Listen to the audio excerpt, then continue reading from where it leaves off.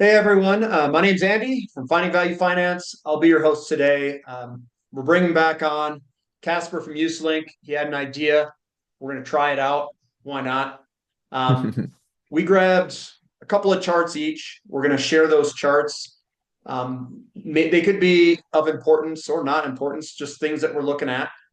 And we're going to make some comments on it. And I think go back and forth looking at these charts. So thanks for coming back on, Kasper. Appreciate it. My pleasure, Andy. I've been on quite a few times the past, 2 weeks or so. So this is it's a good trend. I like it. Yeah, good, good, good. So we'll start with you since you said you were going to volunteer that you're going to be the first one to go, and then I'll go with mine. And these charts are not individual companies or anything like that. We are looking at potential sectors, big long-term plays, whatever it is. It can be whatever we decide it to be. I've got a couple of charts that I'm watching that I think are important, and not a lot of people. I don't think a lot of people are really looking at this. So Kasper, what do you got? What's your first chart? Let me share the screen here really quickly. Mhm. There it is. So let me know if you can see it here. It's gold, it looks like. It's gold, yeah, divided by inflation, and it's a very, very long chart. It goes back to the peak of 1980, and and actually, like 2 years ago, I started to post that this is probably one of the biggest cup and handles that you'll find alongside silver. But if you overlay the two, these two goes hand in hand. So they are very similar because I think silver tracks, the gold's outperformance by inflation or the CPI. And uh, and yeah, we had a big breakout there in mid of 2024. So in my opinion, we're in a new era where gold will perform extremely well in a scenario where I think inflation will remain high, just like we saw back in 1970s. So I think you'll have high inflation, you'll have high rates, and you will have gold being an asset that will outperform that by quite a few margins here over the next 10, 15 years, whatever you want to put on. But it's quite remarkable when you have a roughly a 50-year cup and handle breakout. In this case, again, gold outperforming inflation, and I have that, not a feeling, but what I'm looking at, inflation is going to remain high. I mean, and gold to outperform that by a very big margin. I think it's again, hard assets, commodities should be a good play here, for the next 10 years or so. When you look at this chart, what do you think and how do you play it? That's really what it comes down to. Yeah, I mean, I own gold, I own silver, and yeah, to me, having gold outperforming inflation, in this case CPI, it just gives me that, confirmation that again, commodities, you're talking oil, you're talking platinum, you're talking corn, wheat, whatever, I think will have a uh, a very good 5 years, 10 years. Again, depending, they will not rise at the same time. They will swap, back and forth. But again, commodity seems to be the name of the game because last time we had such an outperformance back in the 1970s. Again, commodities were the name of the game. And also, again, gold did extremely well from the early 2000s to the peak in 2011. And again, commodities there also did really, really well. Oil, everything basically were rising. So to me, this is just commodities going higher. What do you think? Yeah, I think it's a big deal. Mm. And if this breaks out, it makes me think that the miners have a chance of doing some very big outperformance because if gold's outperforming inflation, and I know CPI is kind of a made up number, but Exactly. Yeah. Yeah. um, the miners should be able to just rip. We noticed the miners outperformed in the 1970s. I'm just wondering if miners going forward, that this is going to be a big outperformance for the mining companies if gold can outperform the consumer price index. I think silver is going to rip with this type of setup. Um, so yeah, I'm kind of I'm kind of torn because I'm in the peak oil camp. I think oil is going to get real tight here. And then I think the physical metals are the least risk way to play this thing. Mm. Like I think that's the for sure bet of if it transpires. And I think this setup here is a function of energy getting tight. Yeah, I think so So too. in my mind, it's things start to ramp up in terms of the debt based system. Oil gets a little bit scarce, and then this guy takes off like a beast because people are going to run to safety away from bonds and away from potentially even stocks if interest rates run up uncontrollably. So I think this chart is that's the way that I read the chart Yeah, yeah, and how I see it. yeah, I agree. And just before, again, with your reference there to the miners, again, if you do not the gold to silver ratio, but if you take this the silver to gold ratio and overlay that on the SIL or the GDX, you can see that when silver heavily starts to outperform gold, that is when the mining sector does really well.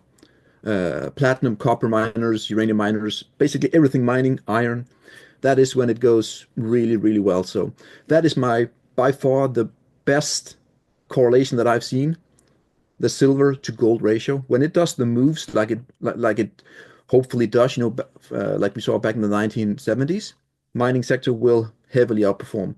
But we need silver to outperform gold. So, and not just in one day, right? But on a when it breaks out heavily, then the mining sector will be by far the best leverage play that you will have, in my opinion. In the 1970s, so 1970 we hit peak oil in America, and then we had problems with, I would say, currency creation in relationship to oil. Then we had that big inflationary impulse move in all of the 70s. And then we grew into world production. In the 2000s, we hit conventional peak oil. So that 2000s run where gold went dramatically higher. We had monetary inflation with supply constraints of conventional oil. Now, what I think we've got is a debt problem with money being created, fiscal spending and all that stuff, and interest payments. And I think we're hitting peak oil in everything, conventional and unconventional, um, over the next 3, 4, 5, 6 years, whenever it transpires. So this aligns with everything we've seen in history. If we tie it into energy, so it's a great setup. Yeah, The and next just question is just how do you play it? And I just what comes to my mind is physical metals because it's the lowest risk way to do it, and then the miners I think will follow. So I think they yeah, do. yeah. I think again they do too. Again, based on in my opinion, the gold to silver ratio will be the key to that.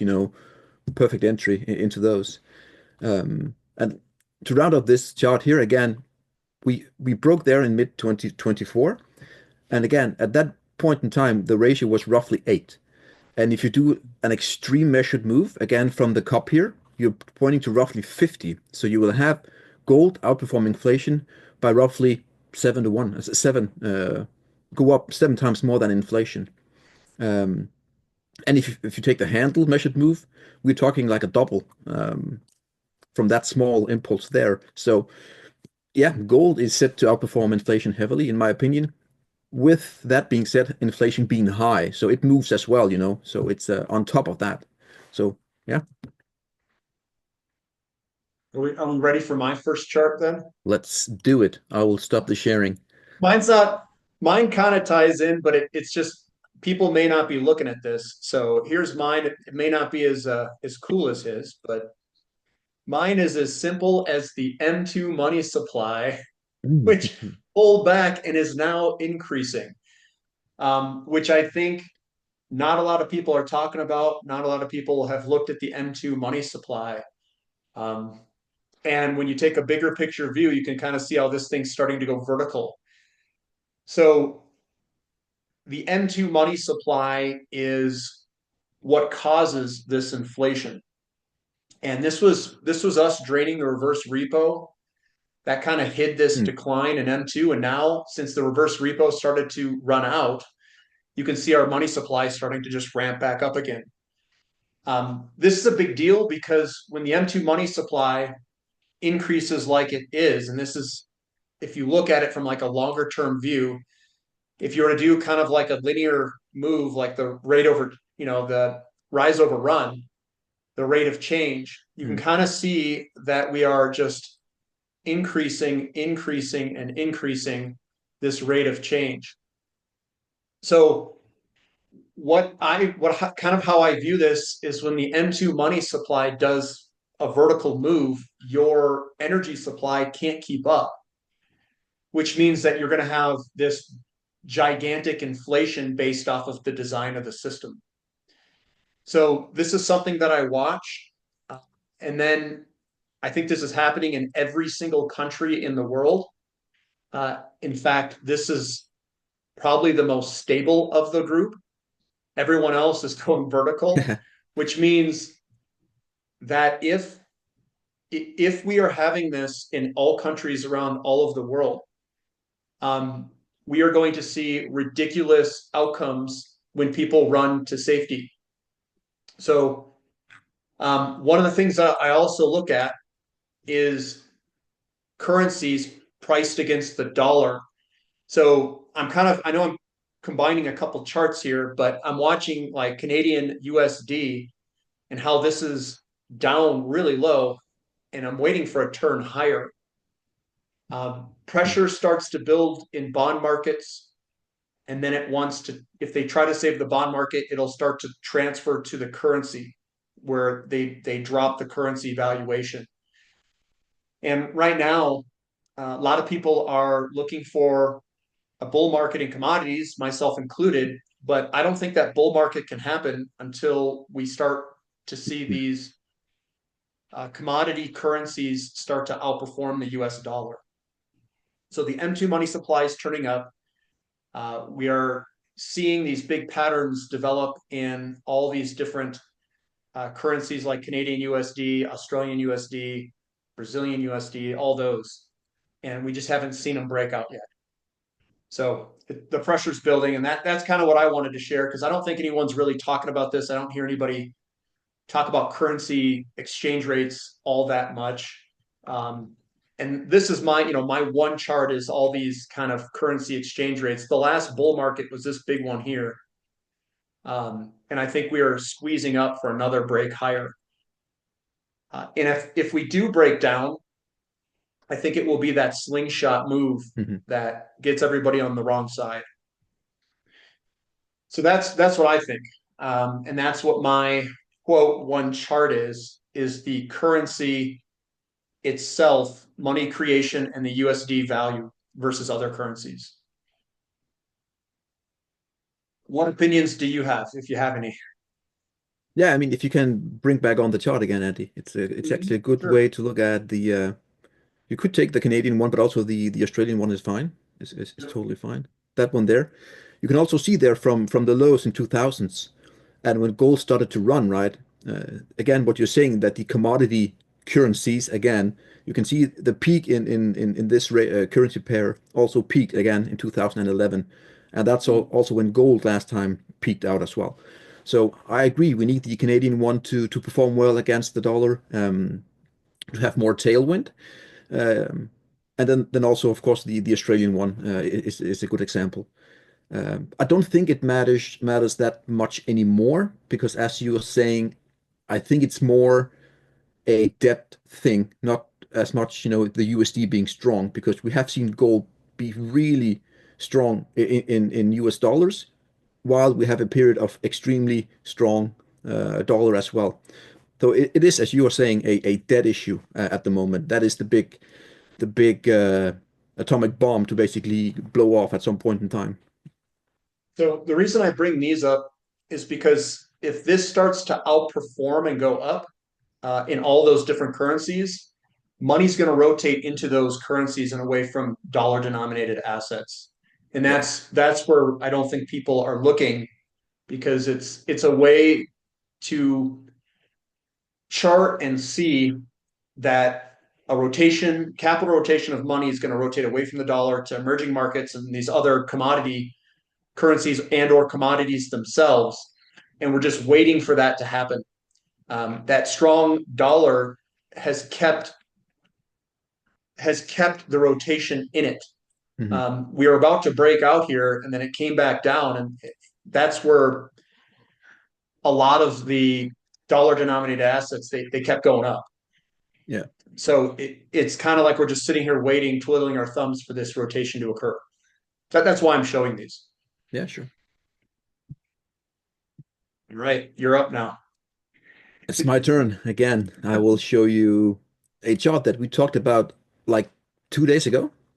Yeah. Again, this has a good, reference to this whole inflation goal kind of thing, and that is the oil and the oil chart. This is roughly 20 years of charting, and again, the detailed stuff. I think people can go back and look at your previous video on your YouTube channel here.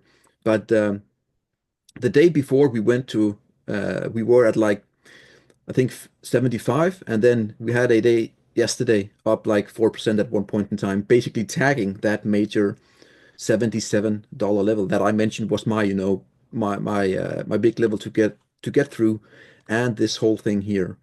So when and if we break out, and it is, and if it is legit, I mean, again, oil, energy will do really well, and inflation, 12 months, 18 months down the road will again be what everyone is talking about. But actually, people should be scared if we break, over the next few weeks, that level. That's when people should say, all right, 2 years out, we will have extremely high inflation once again, like we had, back in 2022. And I know you're a big oil bull, so I know you like that, that Yeah, breakout I potentially. with where oil's located in relationship to gold and other asset classes like Nasdaq, S&P, I think it's very low downside with a ton of upside given the ratios of those.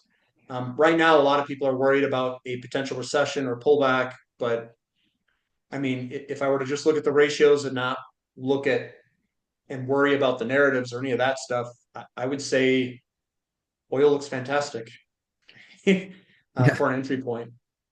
yeah, And it I know that does. goes counter to everyone else. Yeah. I mean that there's one point again that could be in the cards, like we also talked about like a few months ago, and that is this whole similar-ish setup where we had that huge plunge over here and then a snapback like a V shape. Again, that could very ha happen here as well, getting down here, and then we have the V shape, and then we go higher.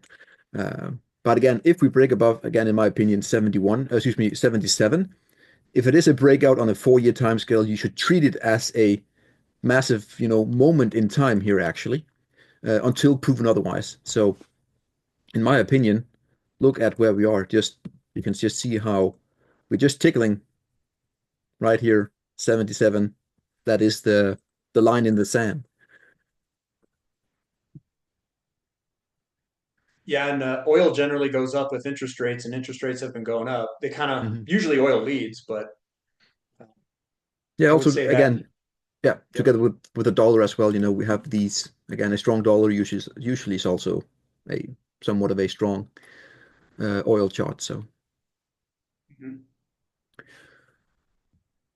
you're up, Andy.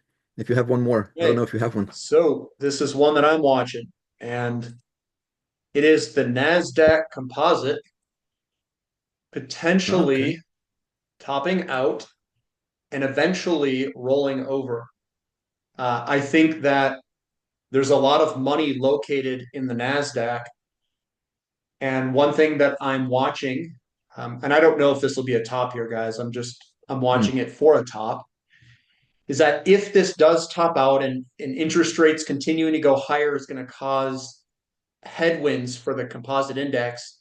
I think if we get the 10-year to go any higher than where it is today, it's going to cause problems for the Nasdaq and even the S&P 500. You're going to start to see distribution perhaps in these big candlesticks there, and I want to see this drop. And that money just doesn't disintegrate. It wants to flow into something else. So if we can see the Nasdaq roll over, and we've got oil going up. What I like to do is price these two against each other. Hmm. That's where Yeah. you get this breakout of a potential move. So one of the reasons I'm so bullish on crude oil is because I'm so bearish on the Nasdaq. And if the Nasdaq can't attract money, if the retail sector can't chase price performance and it starts to hurt them on the downside, they're going to say, well, screw it, I'm going to go into something else. And if oil can break out here, I think we're going to get our big oil move because it's going to pressure the Nasdaq, and then it'll move into other things, whatever those things are. It could be gold, it Hmm. could be silver, it could be oil.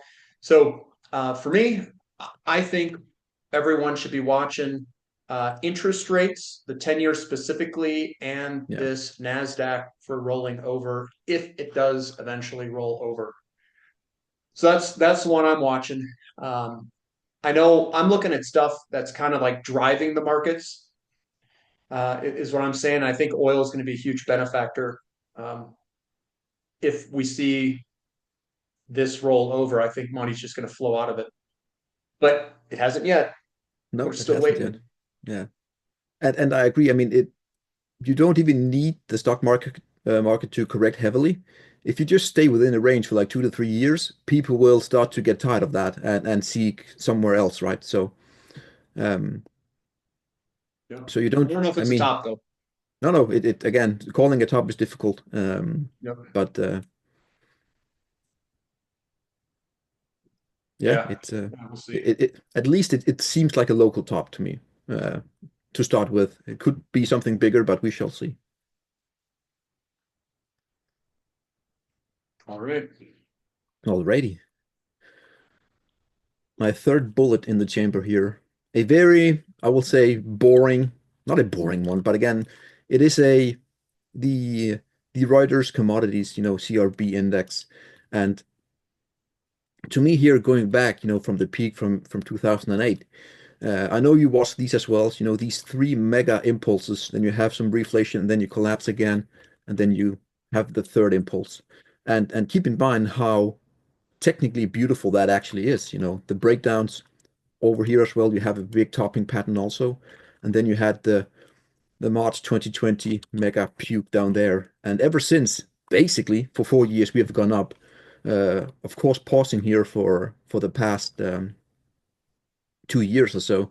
But to me, this could be like a rounding bottom here, and then all of a sudden you can have a not the most textbook breakout. Ideally, I would like to have a point at the middle there or somewhere in between. But definitely we are getting close to a flagpole kind of a handle there, breakout kind of thing in commodities. Again, it's all linked to the oil and to gold outperforming inflation, in my opinion. So again, commodities, I think is looking really great here at the moment. And I don't know the exact mix of this whole index, how it is, the weighting of things.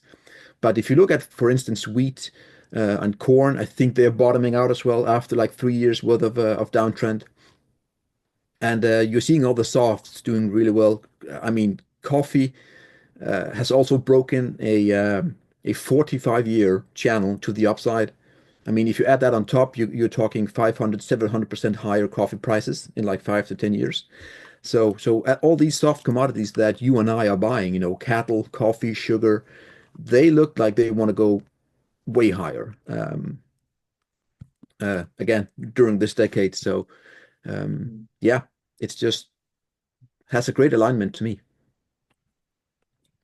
Yeah, I mean, it fits with the theme of gold outperforming the consumer price index, and Yeah. yeah, there's a lot of alignment. So I would expect commodities to turn on up and rip if inflation and the M2 money supply continues to go up. I mean, it all makes sense, at least to me. Um, Yeah. oh, he's going into coffee now. I just have to show it, right? It's just, again, this is the 3 monthly candlestick. So we are back again, basically 50 years. And yeah, we are peaking above here for coffee. And I've been saying that again, coffee upon breaking that could make like a cocoa 2.0, which was also an amazing setup 2 years ago. And now cocoa is up like what, 5 seven, eight times from that breakout. Not the same setup, but definitely, you know, whenever you break such a long-term channel here, I mean, that has to mean something, right? So, and that is basically your target. You take the lows from the range to the highs, you add it on top, and that is your potential, max greed target for coffee. Again, and this is just something as boring as coffee. But again, if you can, again, there are money to be made here. I'm not gonna lie. So it's yeah, How do you play it though? there is one again that tracks the price somewhat, not perfectly, but there is some stocks that is actually doing has a high correlation that you can buy into, and has also given an entry point. I can give it here for you guys. I think that's fine. It's the JVA here. Again, it only goes back, roughly 20 years, but you can see that it is also breaking out of that whole downtrend there with the three impulses as well. So that is one way to play it. So every bullish flag, whatever you're getting here on this stock here, could be an entry point for you. So You didn't get it at 75 cents? nah, I didn't. But yeah, again, something as boring as coffee, right? Just in like what, December, basically 1 year, it's up like 500%. So that is truly amazing. It might be a tad extended here though. It might need a little bit of a pause here on top, but still, boring stuff can sometimes make you some great rewards, that's for sure. Yeah, coffee looks ridiculous. Mine's a boring one though. Mine was too, coffee, boring stuff. But Yeah. Well, this is what I'm watching. A lot of people are saying we're going to have this recession. So I'm watching all employees construction.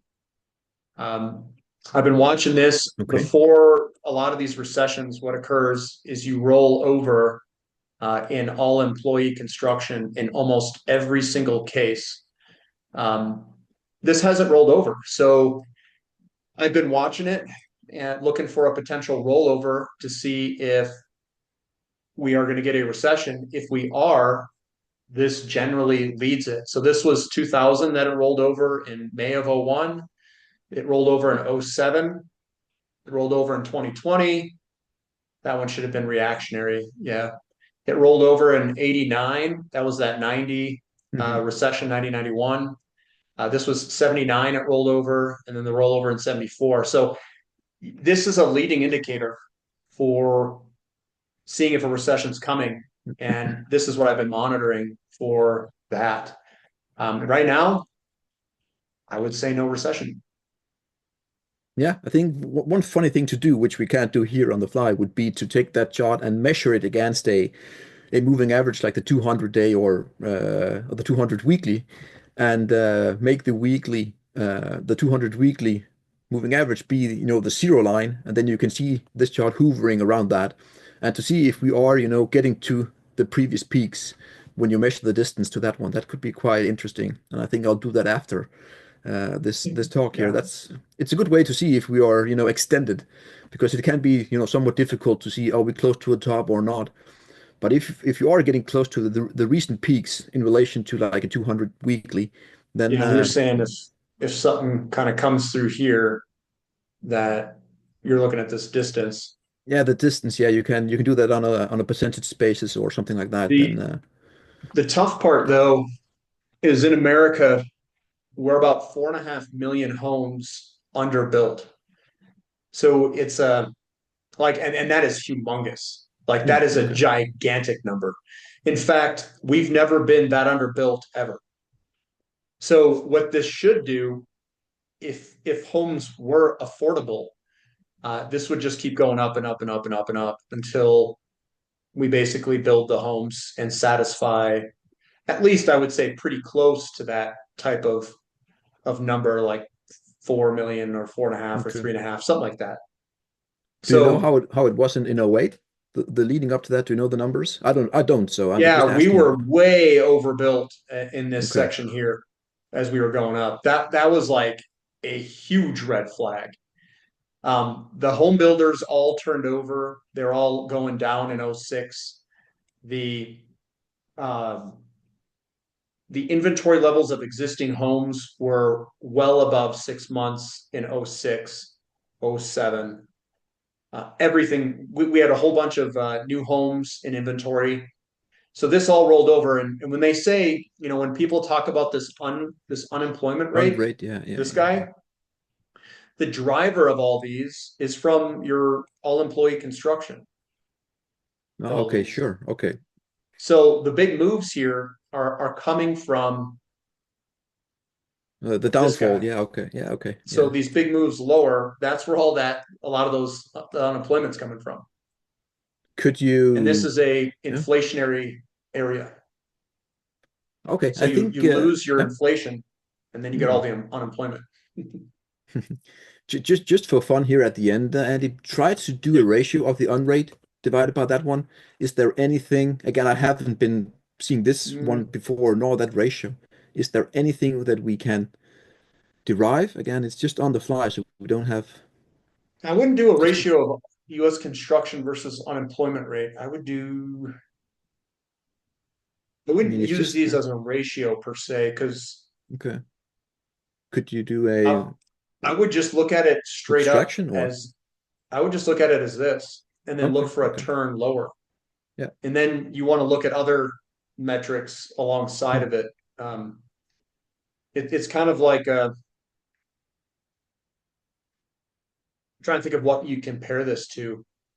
But it is a good point. I mean, it's very rare that again, yes, you had the 2020, but again, you are most of the time seeing a pause and then you go down, right? So like, some sort of stale before we start to break.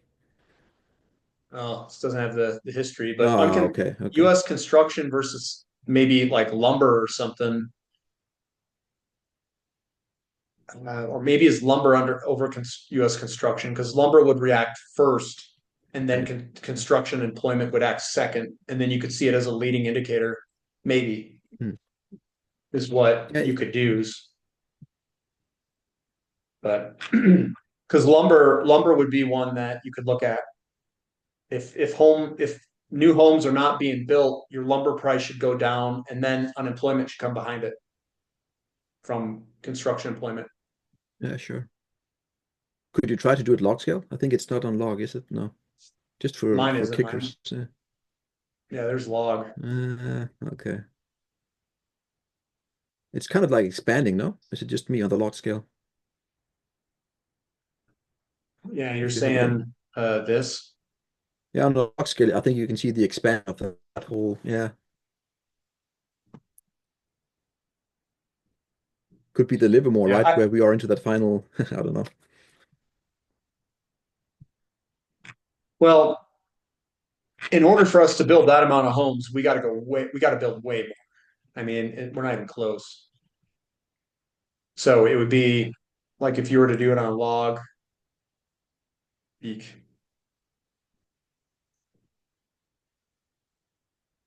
Oh, let's do this all, and then like I would think that we would break Yeah, above exactly. this long term, or go all the way up to it, Yeah, yeah, exactly, exactly. That's a perfect trend line, on top perhaps. there. And the lower Yeah. ones you can connect. It is expanding a bit, but you can connect the lower ones as well. I would go a tad higher though.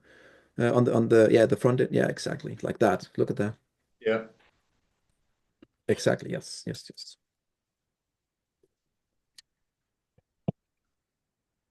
Yeah. Again, it's a fun little thing to do, look at a chart for the first time and have a just, back and forth. It's nice. Yeah. And this has been a driver of most everything. It's the housing market and the loans against the housing market. Right now, the loans against the housing market, they're not, it's not that great. It's all fiscal spending at the moment. Yeah. Okay. So this is being driven by not the growth in the economy, not the growth in construction and all this. It's like, you know, the Money bad debt, creation. Yeah, exactly. The bad ones. like interest payments and Yeah. interest expense Yeah, and crap like that. You don't get anything for it. So exactly. that's where I think gold is going to be an integral part to everything. Yeah. Isn't that, the definition of like stagflation though? You're having again. the money spending goes. Stagflation's the Yeah, slowdown and inflation. Yeah. exactly. Yeah, Yep. yeah, yeah, yeah. But if that occurs, then I mean, a lot of people compare the 70s, but that was monetary inflation. That wasn't fiscal spending. Okay, okay. So this could be a little bit different. It's a weird setup.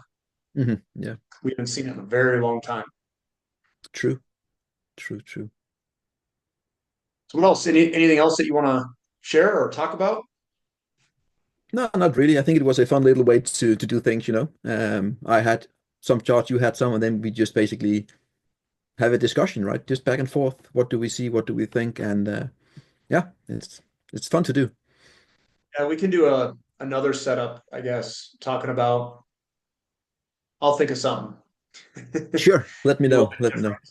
Yeah. Yeah, what comes off the top of your head? Like we can try one here. So I'll ask a question. Whatever comes off the top of your head, name like the first one or two that comes right off the top of your head. Yeah. So what's the best setup today in the markets? I Can't will think, have you to just go gotta with. go. I will have to go again straight on top of my head here.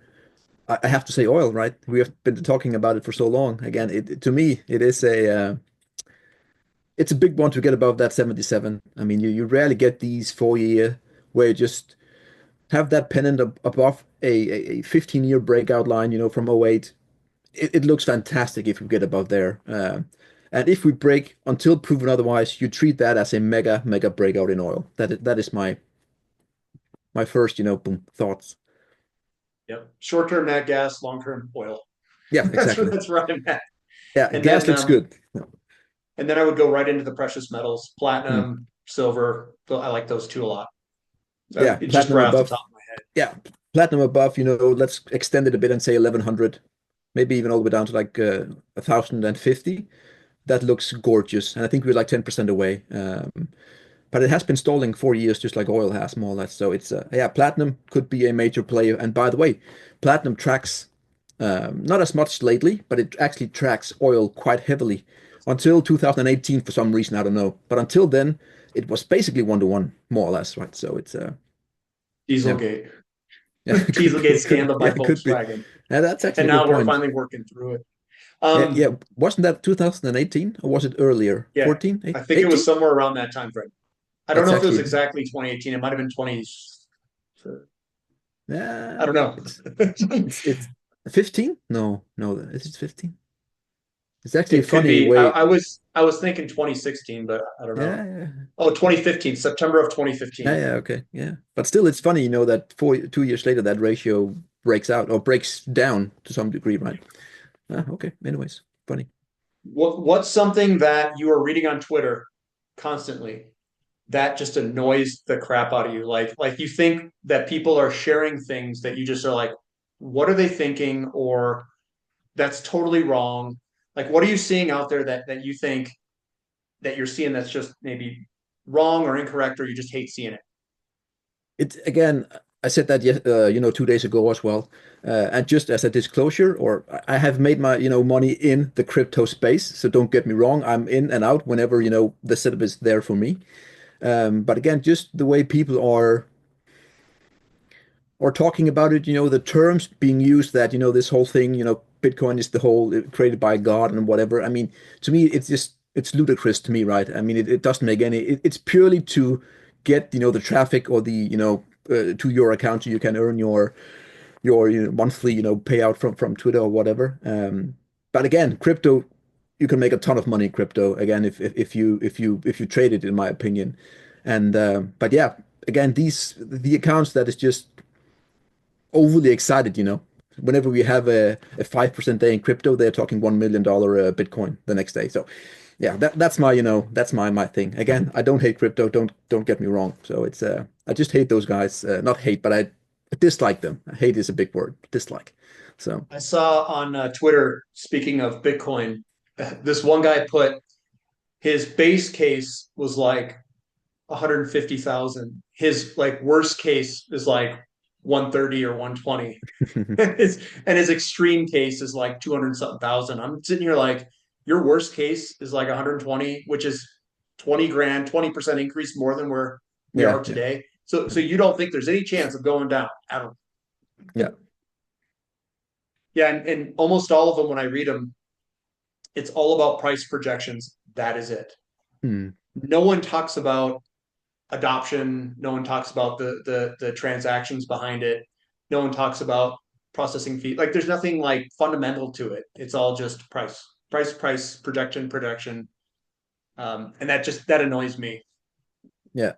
Yeah, and again, Bitcoin has done again, it has been the best investment, for the past 10 years. Of course it has. But again, you've also it was created, in 2010. So it hasn't really been tested in a scenario where the markets are tanking. And basically what Bitcoin is, if you overlay it to the Nasdaq or the NDX chart, it's basically, a higher leverage play to the tech. So if tech goes down, which it again, we are sitting at some very important trend lines as we speak already, Bitcoin will follow. I mean, that is the correlation is so high that it has to follow.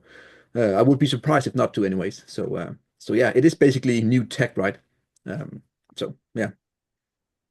Here's another question that some people sometimes ask. Um, I'm sure that you watch YouTube every once in a while and stuff like that, or Twitter or whatever. Who do you follow? Who do you think is incredibly good on YouTube or Twitter or whatever? Yeah, I have until like a year ago, I had like 30 channels on YouTube that I followed, and I basically saw most of it, but that has been reduced heavily. So I don't watch.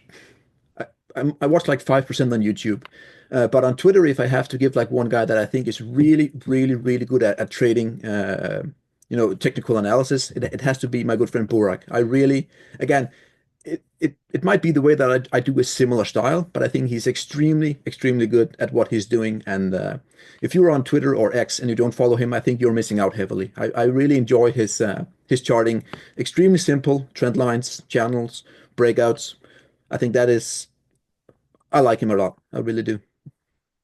I gotcha. So yeah, he's a good guy. What about you? Who do you think is a YouTube, whatever it could be? Hmm.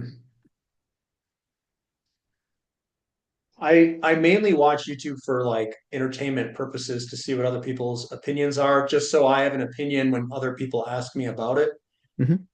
I don't know if I really take some of these guys' opinions. Like I don't follow them, I don't use them, I don't implement them, I don't do anything with it. But I like Monish Pabri. I like listening to Okay, him. I He's haven't a heard about him. Okay, fundamental investor. He's an Indian guy. I think what he is saying is all correct for the most part. nice. So I think he's he's picked companies where he's had many multi-hundred baggers. And I think his mindset, his ability to pick good companies when they're cheap, and his strategy and philosophies are all good.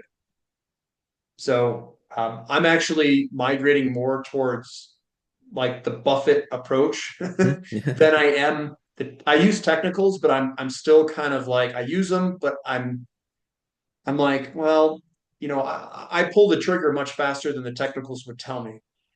So I'm looking at valuation gaps Mhm. between the company and then the between the price of the stock and the value of the company. If there's a big gap and I'm starting to see like the commodity bottom and start to turn, I just start firing away. I don't Mhm. really wait for technical breakouts. Some people say that's like crazy or it's irresponsible or stuff like that. But if you can get an entry price, sometimes it's the difference between a $3 entry point and a $6 entry point. Yeah, yeah. So, or on that coffee chart, I would have probably tried going at 75, 80 cents. Hmm. That's where I would have gone. And then I would have been holding it now and said, well, if we break out, here we go, let's do it. And then that's what I would try to do. A lot of other people who are maybe not as fundamental based, they're all only technical based, they'll wait for breakouts. But what if you already knew the fundamentals of the company? What if you already knew the fundamentals of the sector? Like I don't know why the technical guys would wait, because it's kind of inevitable to some degree. The way that I view it, it's like some of this is inevitable. No matter what the technicals do in the short term, the long term, it has to go that direction. The way that I view some of this stuff. So that's kind of my viewpoint on it. And I'm trying to find people that, if I were to follow them on YouTube, that have a similar mindset and how some of these guys made their money, like billions of dollars. A lot of them, they just buy early, early, like an early company. They put money in it and then they sit in it for like 20 years. Hmm. And then over that 20-year plus time span, uh, a small fraction of their portfolio goes up just ridiculous amounts of money. And I don't know if you know this, but Warren Buffett, his success rate, I think, is only 4%, Really? a 4% success rate. But the symmetry and those that he invested in when they were early just went ludicrous. Like they just blew up, like Coca-Cola and Hmm. his early entry point and See's Candy and stuff like that. Like his entry points were so early and it provided so much cash flow that he became a billionaire off the a small amount of his money, off a Yeah. small amount of success rate, I should say. Yeah. I think he's So getting a lot of like a people, yeah. yeah, a lot of people they think that like on YouTube, and this is just a general, I'm just talking about people when I get comments or whatever. I think what they think is that the success rate should be close to like 90 to 100%. It's like it's not normal. No. Um, your success rate is way lower than that. And then the only way that these guys made their money was their holding period was so long. So I try to find these guys that have made all this money and try to figure out how they chose their stocks or what their strategies are. And the strategies are not what most people are trying to do on YouTube. What they're trying to do on YouTube is trade short-term market movements, and none of those guys are billionaires. So it's kind of like I'm really migrating towards the longer time frame holds and Yeah. away from technical analysis. But I use technical analysis for my entry points as best I can. Hmm. Yeah, good But point. it's the inevitability that maybe sets me apart. Like I think oil has to go higher, irrespective of short term. Like there is no possible way that oil can be $50 a barrel and stay there for any length of time. It is impossible. So your cost curves are above that. So when I look at it and people look and they'll say, well, I'm scared because oil is going to break down. It could break down. It's like, well, that's going to be temporary. It's not going to be forever. Mhm. So if you can hold through it and get to the other side, you'll be fine.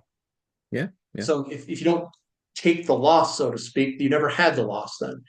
But Howard Marks, I think Howard Marks had a comment once. He said there's only one way to get something right, like perfectly right. You buy at the exact bottom and you sell at the exact top. There's only one way to do it, but there's a million, there's an infinite amount of ways to screw it up. You buy at the wrong time, whether you didn't catch the exact bottom, you bought it too late, you bought it too early, you had to write it on down. There's all these different scenarios where you buy too early, which is a infinite amount of spots early, infinite amount of spots late, and then you'll mess up your sell point because you'll sell too early, you sell too late, you'll never get the exact top. So what most of these guys do is they just say, well, I don't want to sell. I want to buy as early as I can. I'll cost average in and then just ride this dang thing for a long time. And that's what I think resonates because you have less moments of screwing it up. So think of it this way. If you're trying to use technical analysis to trade the short term, you have an infinite way to screw it up. You'll never get it perfect. And you're going to, more than likely, you're going to screw it up a lot. And then your success rate on the companies is also pretty low. It's probably slightly above 50%. Let's say it's a 60% success rate and you've got an infinite way to screw it up. So it's very hard to make a lot of decisions continually on buy and sell and get all these right. And then you're going to have to stick to a strategy that's just disciplined to all get out. So on YouTube, following people, I try to find people that have consistently made money and have not blown up. Hmm. And it's so hard to find. And then what a lot of people migrate to is they want to migrate to predictions. They want to migrate to the David Hunters and the guys making the prediction of the crash. Maybe it's who's that other guy? He always calls for Bill Holter. He's a big crash Mm, guy. mm. A lot of crash guys and other guys calling for short term market movements. But that's not how you make money. That's not how the rich people made money. All the guys that are billionaires, they basically took early entry points either in their own company and then rode the damn thing for 20, 30 years. All of them. Mark Zuckerberg's, the Michael Dell's, the Bill Gates, Mhm. just all of them in general. So I think people and the get rich mentality, it's out there, but I don't know anybody who's successfully done it. No, that's a good point. The get rich is definitely, whenever you see that a lot, if you have a stock that has done like, 20% in like a month, and then it all of a sudden starts to stall for like 2 weeks, then they're like, this is boring. Next one, right? So it's yeah, the people want the short term gratification, you can say. But I think if you just invest, let's say you just invest into the S&P 500 every month, like a small amount of money, you will do extremely fine. Again, yes, there will come crashes, but that means that you will just get at a lower price. You just keep accumulating, and then you will be a winner. It's almost 100%, right? Well, not 100%, but again, you will have a better chance at being wealthy, not 2 years out, but 20 years out or 30, whatever. You will have that reward at that point in time. So, And what I try to do is just buy whatever's cheap, get like six, seven different ideas, spread it out, and then as they go, you might have one sector that rips, and you're like, okay, I'm in it. That's great. Then you might have a sector that might lag for a couple of years. yeah, yeah, And exactly. then a lot of people say, well, that's an opportunity. It's a missed opportunity, that money. And then I say, okay, well, tell me a strategy where you can deploy a lot of money in a trade. Like how do you strategically do this? So let's say you've got some money, you've got $1 million or $2 million that you've saved up. Are you going to deploy all of that in one trade in a short-term trade? No, no, no. You only want to deploy a few percent. And you're like, well, how do you make big money then? Like you can't. You can't make big money by deploying 3% of your entire cash and then try to do it and bet it all on a short-term market movement. Because that's where you can get killed too. So I think there's limitations to trading that I don't know how these guys can turn I'm not saying $1 million or $2 million is a large chunk of money, but like, how do you deploy large amounts of money? And I don't think you can doing it trading. That's one of the limitations that I see that I think. And then it makes sense to buy stuff undervalued because you're getting it at a deal, and then you just wait for the market conditions to change for it to become overvalued. Yeah, yeah. Yeah, I So mean, trading is really, really not for everyone. I mean, I think like 1% of traders are actually making money because as you said, like 5 to 10 minutes ago, there are multiple ways to getting it wrong. Again, you can have a strategy that is not, good, and you can exit early, you can emotions, you can do a lot of stuff, you can have a wrong bankroll, you can have again, there's a lot of ways to blow up. And the thing is, once you start to go into a dry spell, which will happen all the time, people again all of a sudden start to revenge trade, scaling up, and then all of a sudden, boom, you're down 60% of your again $2 million, and then you're like, holy bananas, what happened?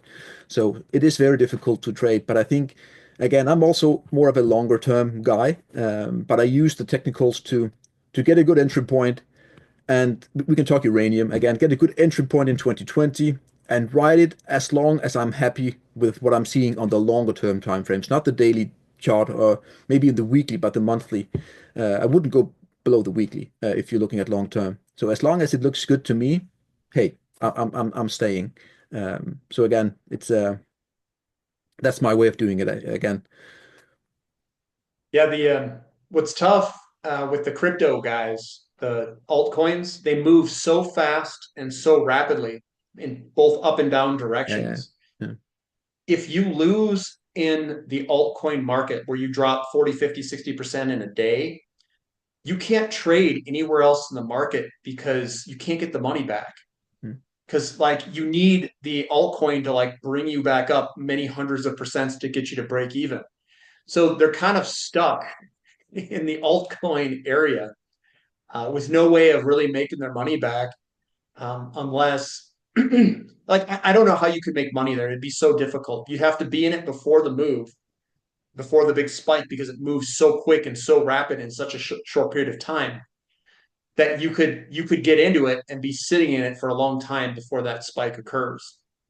Because a lot of them they just spike up and then they just die in a lot Yeah, of these like alt ones. So yeah, that's the gambler. You know, they lose a dollar and they lose all their other money trying to get that dollar back. It's the same kind of that gambler mentality. I think occurs to a lot of people who are traders. yeah. Again, I think there's a lot of money to be made in crypto and from trading, but you Yep. again, discipline is the number one theme in trading these very very volatile coins. Again, if you don't have a great good stop loss again, and again your risk reward is skewed, I mean, you it won't be long until you're in a world of hurt. But again, if you know what you're doing and you have a strategy that you know works and you can stick to that, you can make a lot of money. But that is very few that does that, especially in crypto, right? Because it is so damn again again 40% in a day in these guys are basically what happens on a monthly basis, right? So or weekly basis even. No, that's true. What else do you have? Anything else? I'm all out, I guess. It was You're a all out. great discussion. All right. Well, yeah, that's all I've got. So anything you want to share before we go? If you want to, your contact information or how to follow you. Again, look for that 77 big pivotal moment for oil, I guess. And yeah, again, use link INV on the YouTube, Substack, or Twitter is where I do my most of my charting. So that is where people can reach out if they want to see what I do. All right, guys, that's all we've got for today. We'll catch you next time. See ya.